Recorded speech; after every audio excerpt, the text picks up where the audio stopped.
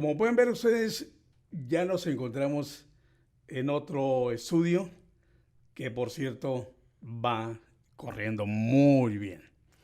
Se va poniendo perfecto este estudio, es nuevo, estamos estrenando, todavía nos faltan más cositas, pero esto va caminando bien. Ahora estamos, creo que más cómodos, ¿no? No, por supuesto, más Más, espacio, más espacio. vamos a tener mejor sonido, Sí, podemos darle a la gente un mejor producto, un ¿no? mejor producto, exactamente, doctor. Yo sé que ahorita las enfermedades de la gripe y todo eso andan ahora sí que corriendo por todos lados, ¿no? No, sí, tengo yo una semana, pero de cama, ¿no? En serio, Pero doctor. vamos saliendo ya y empezar a grabar de nuevo, ¿no? Sí, doctor. Aparte de la gripe, doctor, por ahí he escuchado en las noticias que anda un virus también muy peligroso, ¿verdad? Sí, un virus viene de China, ¿De China? el coronavirus. Sí, Todavía tiene mucho que aprender sobre ese virus, pero es una urgencia porque puede ser problemático, ¿no? Entonces hay mucha protección ahorita sí. en tratar de prevenir que llegue a este lado del mundo, ¿no?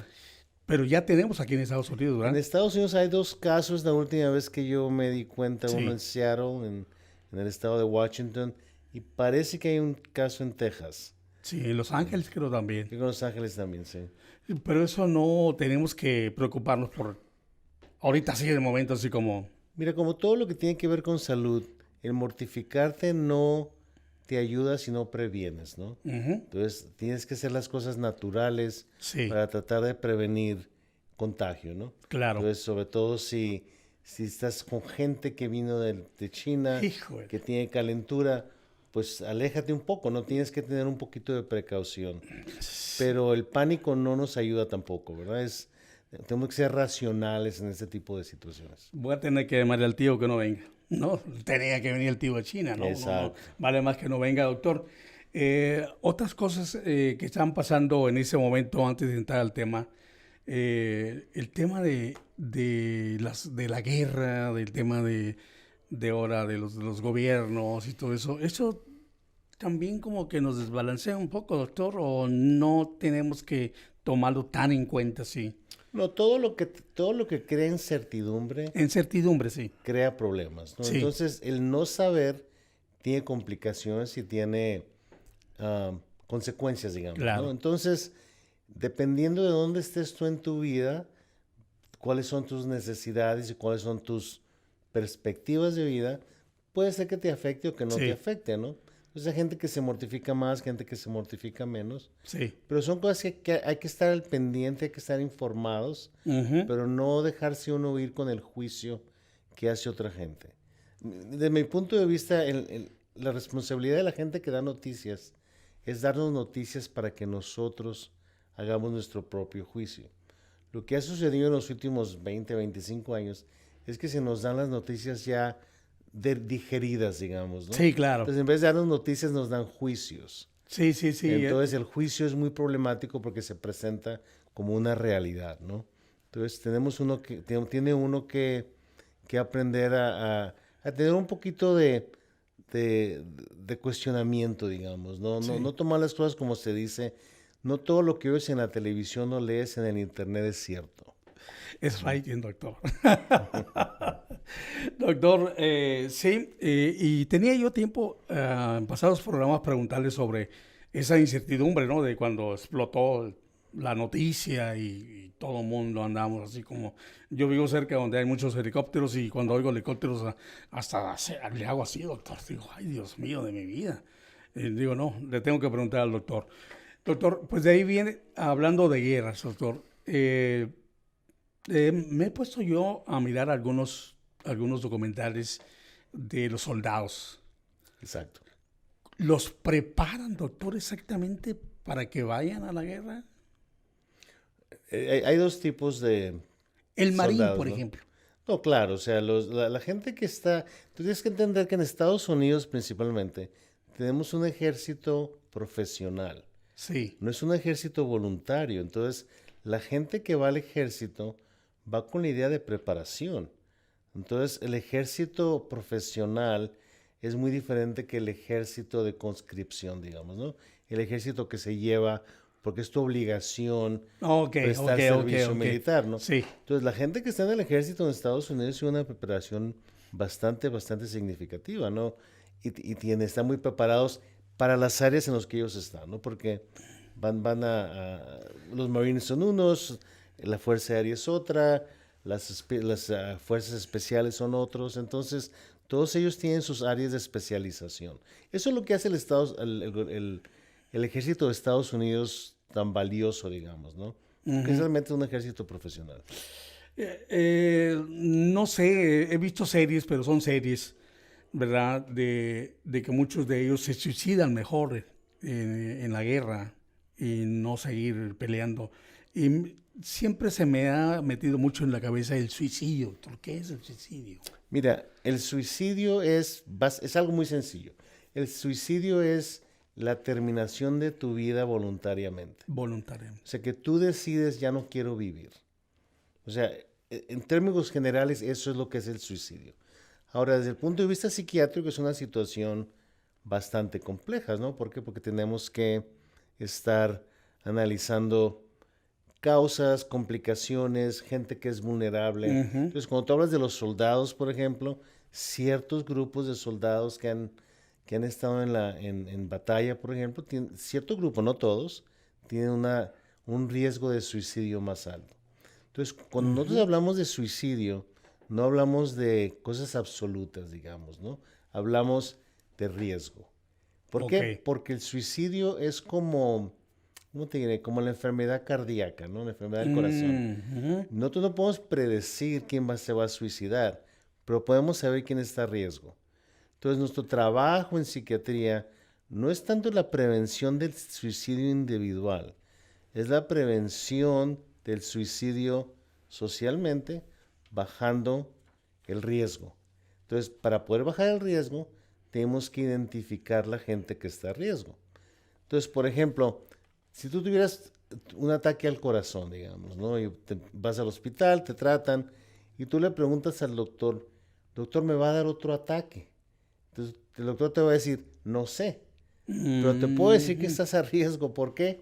Porque ya tuviste uno, Ok. porque tienes diabetes, Ok. porque no haces Ay, ay, ay. ejercicio, porque Ujú. comes mal. O sea, todas esas cosas las pones juntas y aumenta el riesgo. Entonces, cuando tratamos de ayudar a la gente con problema de riesgo, tenemos que decir, para que bajes el riesgo tienes que hacer estas cosas. Y podemos hablar un poquito más de cuáles son las personas vulnerables, por ejemplo, ¿no? Doctor, ¿me conoce o sabe algo de mí? Porque todo lo que dijo, como que Juan Adolfo, es que esto y esto y esto. Yo creo que me está leyendo la mente, doctor. A veces, A ver, pero nada más poquito, nada no más mucho. poquito. Sí. Doctor, hablando del suicidio continuo, porque es algo que a mí me aterra mucho, y más en los jóvenes. Y empecé precisamente con los jóvenes que van a la guerra y que algunos regresan o que algunos dicen el último adiós. Pero los jóvenes de familia, de un tiempo para acá se ha visto que ha crecido más la tasa en cuanto a todos los sondeos que se hacen de este tipo de casos de suicidios. Los jóvenes han venido siendo más señalados. Mira, Juan Adolfo, a través de la historia, Sí. tú puedes ver que ha habido cambios en cuanto a la percepción del suicidio. Y hubo un tiempo en que pensábamos en el suicidio románticamente, ¿no? Wow. Te enamorabas, te dejaba la mujer, o el hombre dejaba a la mujer, y uno de ellos se mataba, ¿no? Oh Y my se han God. escrito novelas sobre eso, ¿no? Romeo y Sí. Julieta y las familias, y, o sea, eso ha cambiado mucho, ¿verdad? Porque el entendimiento del suicidio es mucho más agudo ahora, ¿no? Entonces, Ujú. si hablamos de jóvenes en particular y empezamos a hablar de los grupos, digamos, de 10 a 25 años, desde el 2007 al 2017 ha aumentado la incidencia de suicidio como el 50%, ¿no? Entonces, la pregunta es ¿por qué? ¿No? Porque, ¿por qué tenemos más suicidios en ese grupo? Claro. Ha habido grupos en los que los suicidios han bajado un poco más. Y hay grupos, por ejemplo, las gentes mayores de 65 años, el suicidio ha aumentado bastante también. Entonces hay dos grupos que nos mortifican mucho, la gente joven y la gente mayor. Entonces, el riesgo cambia. Ahora, no nada más cambia por cuestiones de edad o por cuestiones sociales, cambia por cuestiones políticas. Si tú ves la historia del mundo, por ejemplo, cuando la Unión Soviética existía, que el número de suicidios era muy alto. Sí. China en un lugar, cuando era China comunista, completamente comunista, los niveles de suicidio eran mucho más altos. Y eso va cambiando, ¿no? La religión tiene mucho que ver con el suicidio. También. De hecho, México tiene una de las incidencias de suicidio más bajas del mundo. ¿Por qué? Porque por el catolicismo. Entonces, la religión tiene un impacto también, ¿verdad? ¿Por qué? Porque la decisión de terminar tu vida requiere que dejes atrás tu instinto. Entonces, tenemos un instinto de supervivencia. Exacto. Y tienes que sacrificar eso. Sí. Déjame darte un ejemplo. Porque yo veo pacientes suicidas todos los días. Tengo 30 años viendo pacientes suicidas todos los días en el hospital. Pero si tú le preguntas a una persona, mira, yo estaba tratando de colgarme, digamos, para quitarme la vida, y le dices, ¿qué pasaría si alguien entra cuando te estás tratando de colgar y te saca una pistola? ¿Okay? Realmente la gente va a decir, yo me voy corriendo, ¿verdad? Sí, claro. Entonces, es ilógico que estás dispuesto a quitarte la vida, Sí. pero si alguien más se la quiere quitar, entra el instinto de nuevo, ¿no? Y te vas a proteger. De protegerse. Entonces, ¿qué se requiere, no? Para que una persona llegue al punto de decir, estaría mejor muerto. Y lo que yo he aprendido es que la mayoría de la gente, cuando tú platicas con ellos, sobre todo la gente que ha sobrevivido a atentados de suicidio serios, es que no necesariamente quieren morir. Quieren dejar de sufrir como sufren en su vida hoy. Y no es lo mismo dejar de vivir, ¿verdad? O quitarte la vida que dejar de sufrir. Entonces la gente llega a una conclusión de que yo estaría mejor muerto que seguir viviendo las circunstancias que tengo. Y eso requiere que la gente pierda la esperanza en la vida. Entonces hay 2 o 3 factores, independientemente de si hay enfermedad o no hay enfermedad, 2 o 3 factores muy importantes. Uno es la impulsividad. Impulsividad. O sea, que la gente reacciona impulsivamente. Por ejemplo, te llega una carta del Departamento de Impuestos que dice que le debes $1,000,000, ¿no? Y hay gente que impulsivamente se quita la vida, ¿no? O que se cayó la bolsa de valores y la persona perdió mucho dinero y impulsivamente decide brincar de la ventana de un edificio, ¿no? Eso es un suicidio más impulsivo. Pero también tenemos casos en los cuales las personas pierden el valor de sí mismos, ¿no? O sea, que dicen, yo ya no valgo, ¿verdad? No sirvo para nada. Ay, esas Y palabras. eso tiene mucho que ver con la gente joven. ¿Por qué? Porque las demandas sociales son tales que forzamos a nuestros jóvenes a definir su valor en cuanto a lo que hacen y no lo que son, ¿no?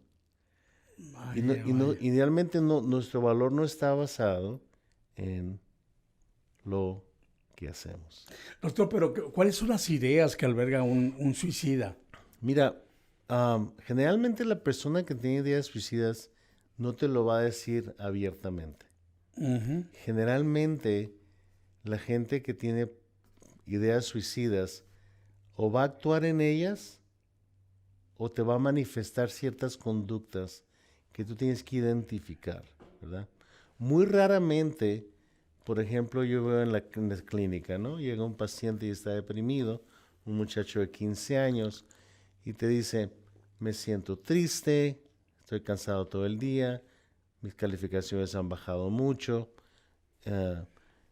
no quiero salir de la casa, nada de lo que hago yo disfruto.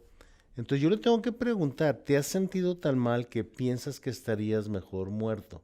¿Sí me entiendes? Hijo. Esa es una pregunta que debemos de hacer, que mucha gente piensa que no deberíamos de hacer. ¿Por Claro. qué? Porque piensa que si la hacemos le vamos a poner la idea en La la idea cabeza. ahí. Es totalmente contrario. Cuando tú le preguntas a un muchacho o a una persona, ¿te sientes tan mal que piensas que estarías mejor muerto? Les quitas un peso de encima. Wow. ¿Por qué? Porque lo están pensando, pero no te lo quieren decir, porque les da vergüenza decirlo. Entonces, cuando tú exploras las ideas, yo no le estoy preguntando al paciente, ¿te quieres suicidar? Le Le estoy pensando, preguntando, ¿te sientes tan mal que piensas que estarías mejor muerto? Entonces, eso ya abre una avenida para empezar a buscar otros factores, ¿no? Entonces, el pensar que estarías mejor muerto no quiere decir que te quieres quitar la vida. Lo segundo que es muy importante es que todo eso tiene que hacerse sin juzgar. Ok. ¿Por qué? Porque es muy fácil decir, uy, ¿cómo es posible que pienses eso? ¿Me entiendes? Ujú.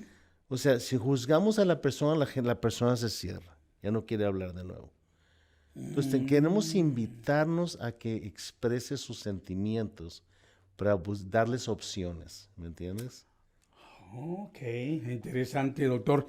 Como lo hemos dicho ya en otros podcasts, el ser humano, pues por naturaleza se defiende, ¿verdad?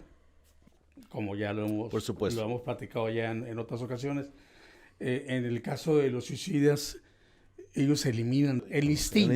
instinto de, de- De, de supervivencia. de supervivencia. Perdón. Razones, doctor, drogas, mal atendidos en casa, no sé, olvidados. Mira, cuando pensamos en las personas que tienen riesgo de suicidio, la causa número uno de suicidio es la depresión. Depresión. Depresión. La depresión no en cuanto a que estés triste, sino depresión clínica, ¿no? Desde el punto de vista de que te falta motivación, no tienes energía, no duermes bien, sientes, ah, te sientes que todo lo malo que está pasando en tu vida es tu problema, que tú lo creaste, o lo que le está pasando al resto de la gente alrededor de ti. Entonces, una persona que tiene depresión clínica siempre va a estar a riesgo de suicidio.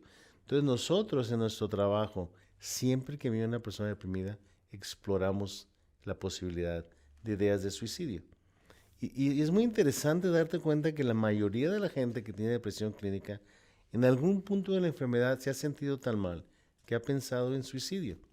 ¿Okay? A mí me interesa mucho qué es lo que le mantiene a la gente viva cuando piensa que debería quitarse la vida. Doctor, pero cuando dice, entonces, ¿cuántas clases de depresiones existen? Porque dice usted, cuando tiene una depresión clínica. Cuando hablamos de depresión clínica, la estamos separando de lo que llamamos tristeza, ¿no? Ok, Te hago un ejemplo. Por ejemplo, el duelo. sí, Se te muere alguien, te sientes sí, triste y cuando estás en duelo, parece mucho a la depresión, pero no es depresión. ok, ¿Por qué? Porque el duelo es un proceso psicológico y biológico que te ayuda a adaptarte a la pérdida, ¿no? claro. Que es natural. Ujú. Ahora, si tú tienes depresión o historia de depresión y pierdes a alguien, entonces estás más a riesgo de tener ideas suicidas, porque tienes dos problemas ahora. Tienes un problema de depresión y tienes un problema de duelo. Entonces hay que aprender a reconocerlos y separarlos, ¿verdad? Es donde viene la experiencia y la práctica psiquiátrica, ¿no? En cuanto a saber discernir, digamos, ¿no? Cuáles son uno o el otro. Doctor, pero vuelvo a caer en lo mismo. Una persona que tiene depresión, que sufre de depresión e incluso toma pastillas para poder bajar su depresión y su ansiedad. Toda la persona que tiene depresión puede llegar a sufrir o a tener ideas de suicidio. Sí, o sea, cualquier persona que tiene depresión tiene riesgo de suicidio. No quiere decir que tengan la idea que lo estén planeando, Sí, pero siempre tenemos que considerar, si queremos prevenir, identificar a aquellos que tienen el riesgo. Entonces, la gente con depresión es un riesgo, ¿verdad? ujú, La gente con ansiedad y depresión junta es otro riesgo. ujú, La gente que tiene enfermedad bipolar y depresión y ansiedad es otro riesgo.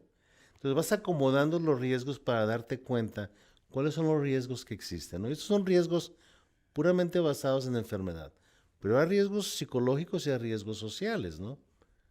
Por ejemplo, podríamos hablar, por ejemplo, en los jóvenes, ¿no?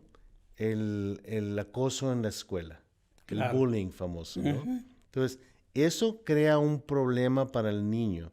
Entonces, un niño que tiene depresión y se le está acosando en la escuela, está a más riesgo de suicidio. Ahora, si ese niño, aparte de estar acosado, también usa drogas, más riesgo de suicidio. si ese niño, aparte de estar acosado, tener depresión, usar drogas, tiene problemas en la casa porque los padres están peleando, más riesgo de suicidio. Entonces tú vas agregando los riesgos que vas identificando para estar pendiente y poder darle al niño opciones, ¿no? O sea, yo sé que tienes problemas de acoso en la escuela, yo sé que estás deprimido, yo sé que hay problemas en tu casa, sé que has estado experimentando con drogas. Vamos buscando, digamos, tratamiento, medicamentos para la depresión, terapia para las drogas, terapia para los problemas familiares, para reducir el riesgo. Entonces, el tratamiento de los problemas biológicos, psicológicos y sociales a largo plazo reducen el riesgo de suicidio, ¿no? Doctor, hemos hablado de las redes sociales.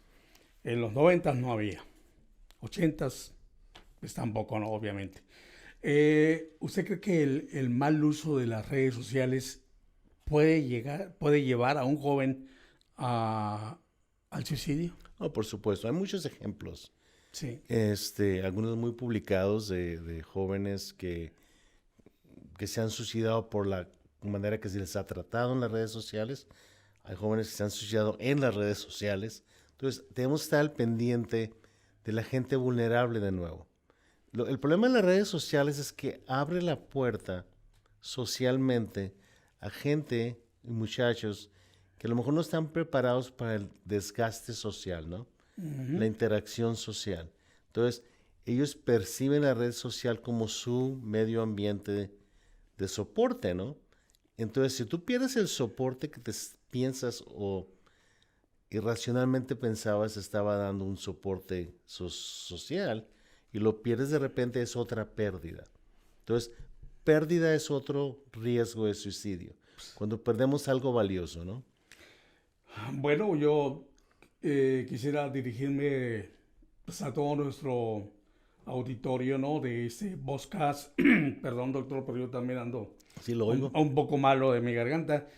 Pues que no perdamos a nuestros hijos y que estemos más pendientes de las redes sociales, qué es lo que miran, dónde se meten, con quién andan, con quién platican, cuáles son sus amigos que tienen dentro de las redes sociales, porque como lo acaban de oír, el doctor acaba de, ahora sí que decirlo exactamente, que las redes sociales también nos puede llevar a un suicidio y más a los jóvenes, pues también a los adultos, ¿no, doctor? Sí, pero mira, Guadalfo, es importante que la gente entienda que el mayor enemigo del suicidio es la comunicación. Es la comunicación. O sea, tenemos que estar comunicados. Lo que sucede es que no estamos al pendiente de los hijos, no platicamos con ellos, no los escuchamos.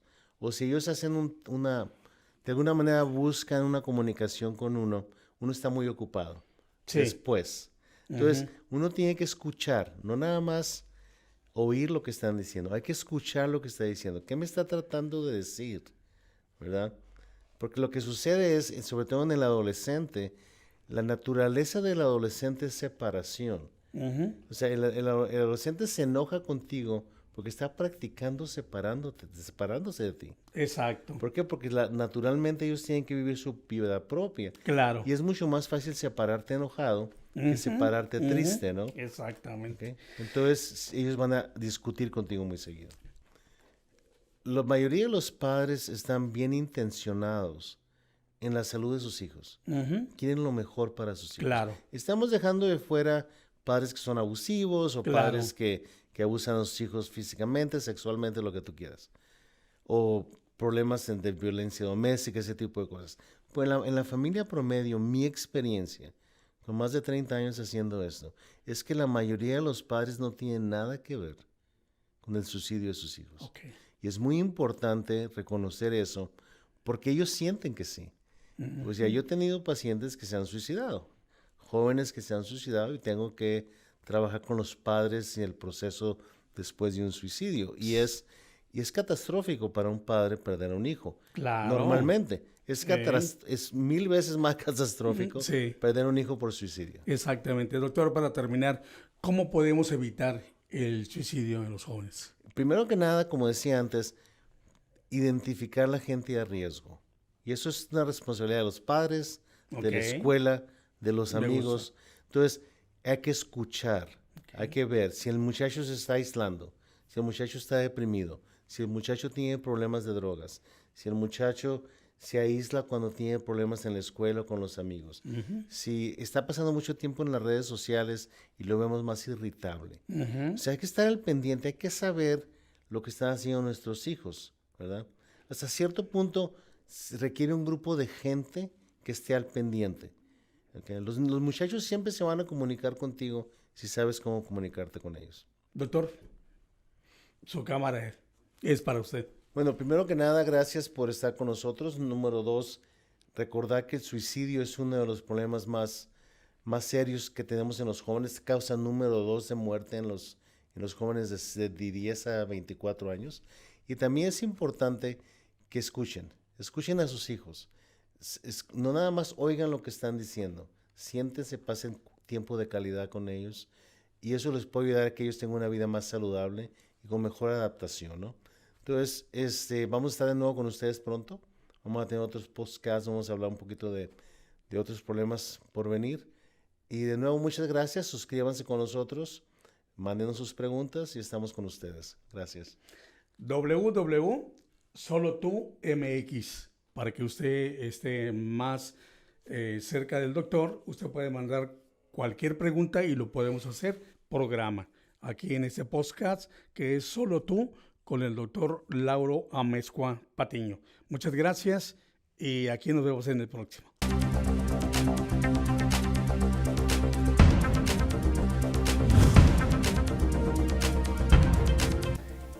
Mi trabajo como psiquiatra es como guiar a la persona en una entrevista para yo comunicarme y que se comunique conmigo lo que me quieren decir. Como te decía Juan Adolfo, es importante reconocer que las redes sociales se han convertido en una fuente de ansiedad.